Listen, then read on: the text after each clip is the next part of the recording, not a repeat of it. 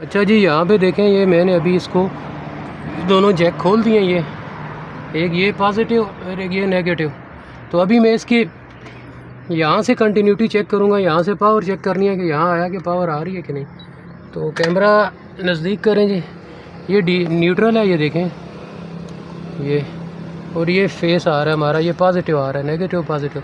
तो यहाँ पे अभी आपको मैं बताता हूँ कि वोल्टेज कितने आ रहे हैं। ये देखें वोल्टेज 366 आ रहे हैं।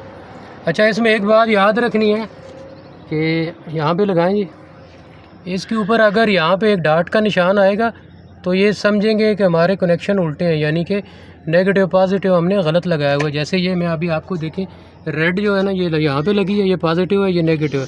अगर मैं इसको उल्टा लगाऊंगा ऐसे, तो मीटर के ऊपर ये लगा दिया मैंने, ये देखें। तो यहाँ पे एक देखें, अभी चेक करें, डाट आ रही है उसके ऊपर, यहाँ पे देखें अभी एक डाट आ रही है, ये देखिए यहाँ पे ये